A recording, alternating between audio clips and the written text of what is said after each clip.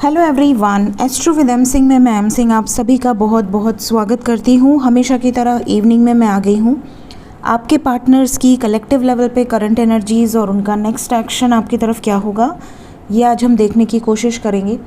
तो शुरू करते हैं गाइस, लेके प्रभु का नाम। हर हर महादेव, जय हो शिव शक्ति, जय हो राधे कृष्ण। सबसे पहले हम देखेंगे टैरो से आपके पर्सन की कलेक्टिव लेवल पे करंट एनर्जीज़ और उसके बाद हम नेक्स्ट एक्शन देखेंगे। ठीक है, तो शुरू करते हैं, देखते हैं क्या एनर्जीज निकल कर आती हैं।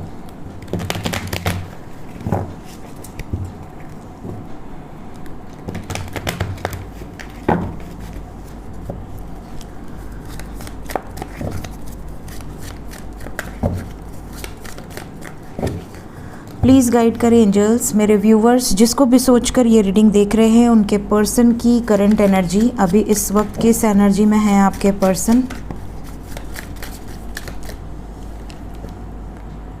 9 ऑफ वॉन्ड्स पहला कार्ड,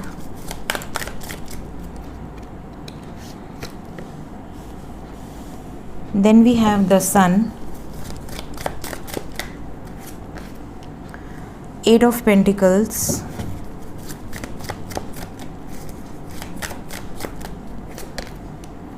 the Hanged Man,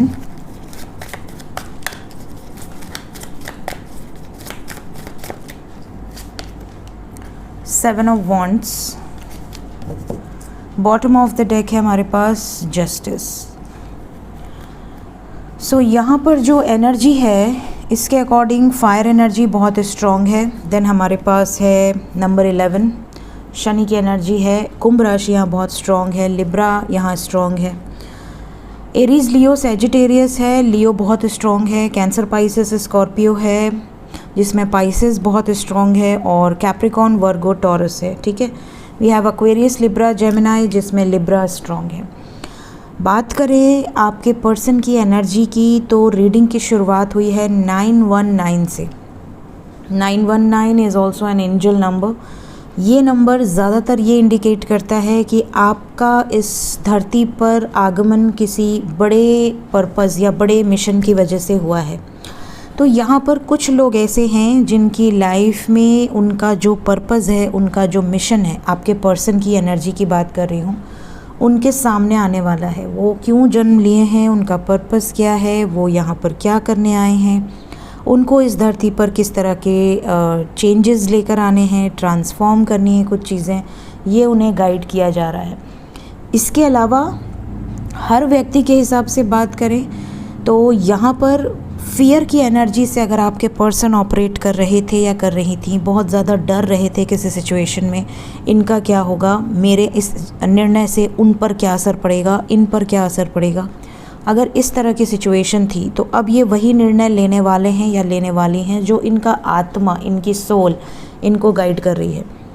और इनकी सोल इनको ये गाइड कर रही है, बहुत सोचने समझने विचार करने के बाद इनकी सोल इनको ये गाइड कर रही है कि इस सिचुएशन से निकलने का अब सही वक्त आ गया है, सही समय आ गया है, और इस सिचुएशन में इन्हें स्टैंड लेने की ज़रूरत है। इन्हें थोड़ा सा हर्डल्स में आपका सपोर्ट करने की ज़रूरत है। काफ़ी समय से ये और आप दोनों लोग इस दिन का वेट कर रहे थे कि कब ये चीज़ें ठीक होंगी, कब आप दोनों के बीच का जो दूरियां हैं, डिस्टेंस है, वो ख़त्म होगा और आखिर वो निर्णायक टाइम कब आएगा। तो यहाँ पर बहुत जल्द ये निर्णायक समय आने वाला है, क्योंकि आपके पर्सन अब एक फ़ाइनल डिसीजन पर आना चाहते हैं। अब ये बहुत ज़्यादा मुखौटा लगा कर नहीं रहना चाहते कि आपसे बात भी करें, आपके लिए कोई एक्शन भी ना लें, आपको भी अटका कर रखें, खुद भी अटके रहें। इस तरह की एनर्जी से अब आपके पर्सन बाहर निकलने वाली हैं या वाले हैं। यहाँ पर ये चीज़ें क्लियरली निकल कर आई हैं। तो इनकी सोच ये है कि मुझे अब क्लैरिटी चाहिए, इनकी सोच है कि मुझे अब और डीले नहीं करना है, मुझे वही डिसीजन लेना है, वही एक्शन लेना है जो मेरे लिए सही है, मेरे रिश्ते के लिए सही है। ठीक है, देखते हैं नेक्स्ट एक्शन क्या हो सकता है आपकी तरफ, आपके पर्सन क्या एक्शन ले सकते हैं। प्लीज़ गाइड करें एंजल्स, क्या एक्शन होगा मेरे व्यूवर्स की तरफ, उनके पर्सन की तरफ से। Understanding with patience,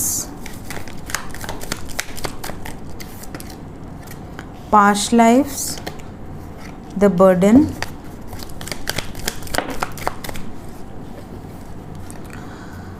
going with the flow and harmony. Bottom of the deck है हमारे पास सेलिब्रेशन।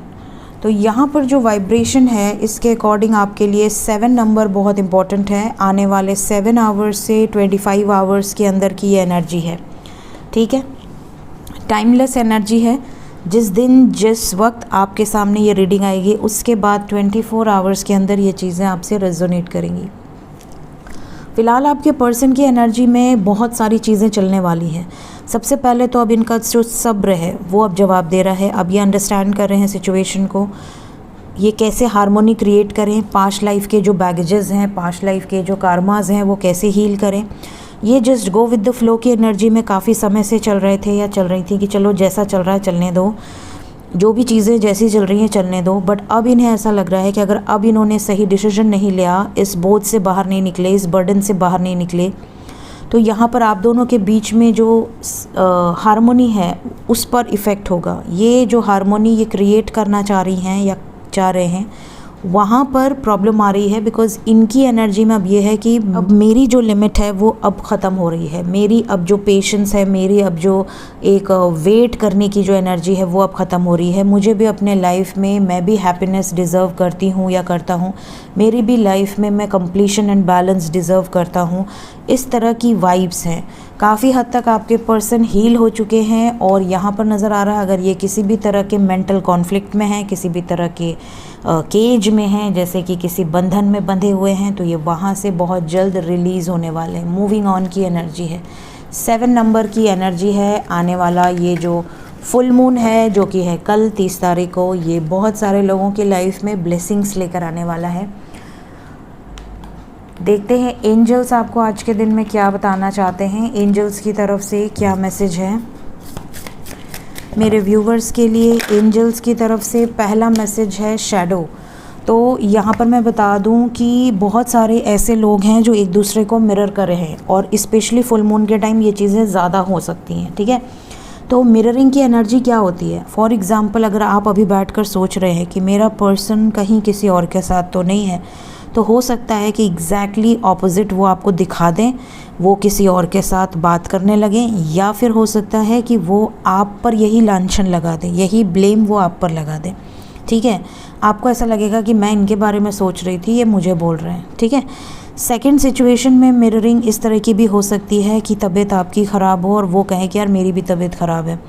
ये भी एक स्ट्रॉन्ग मिररिंग इफ़ेक्ट होता है, ठीक है। तो इस तरह की सिचुएशंस भी होती हैं। लेकिन अगर कोई ये कहता है कि मिररिंग सिर्फ और सिर्फ चोज़न वन की लाइफ में होती है, तो ऐसा नहीं है। Because we all are energies, हम सब एनर्जी के फॉर्म में है। हमारी बॉडी जब जल जाती है या जब वेस्ट हो जाती है हमारी लाइफ में, जब ये 5 तत्वों में विलीन हो जाती है, तो हमारी जो सोल है वो एनर्जी फॉर्म में होती है, ठीक है। तो हमारे लाइफ में हम किसी से भी एनर्जेटिक लेवल पर कभी भी कनेक्ट कर सकते हैं, जिसे हम कहते हैं टेलीपैथी। तो जब हम किसी के बारे में बहुत ज़्यादा सोचते हैं, बहुत ज़्यादा उनकी एनर्जीज़ को पिक करने लगते हैं, ऑब्वियसली, ठीक है। तो इसके लिए आप कभी ये मत सोचा करिए कि अगर कोई मिररिंग इफ़ेक्ट है या कोई शैडो इफ़ेक्ट है तो ये सिर्फ़ और सिर्फ किसी एक पर्टिकुलर जर्नी का नाम या टैग मत दिया कीजिए, ठीक है। क्योंकि उससे काफ़ी लोग कंफ्यूज हो जाते हैं और अपनी ज़िंदगियां बर्बाद करने लगते हैं, ठीक है। नेक्स्ट यहाँ पर है रिमेम्बरेंस। जैसा कि आपको पता है कि सितंबर मंथ से पितृपक्ष शुरू हो रहा है। एंसेस्टर्स को ज़रूर याद करें, उनके लिए पूजा करें, उनकी ब्लेसिंग्स लें। एंसेस्टर्स के लिए कुछ न कुछ दान दक्षिणा पुण्य ज़रूर करें, जिससे कि आपकी जो पर्सनल लाइफ है या फाइनेंशियल लाइफ है या फैमिली लाइफ है, अगर किसी तरह की बाधाएँ हैं तो वो दूर हो जाएंगी। ये भी आपके लिए एंजल्स की तरफ से गाइडेंस है। थर्ड गाइडेंस है अवेकनिंग। यहाँ पर जैसे कि आपको पता है कि ये कुंभ राशि का फुल मून आने वाला है, तो ये अवेकनिंग को ट्रिगर करेगा, ठीक है। क्योंकि शनि राहु केतु ये ऐसे प्लैनेट्स हैं जो हमारी लाइफ में बहुत सारे जो रियलिटीज़ हैं उनको फेस करवाते हैं।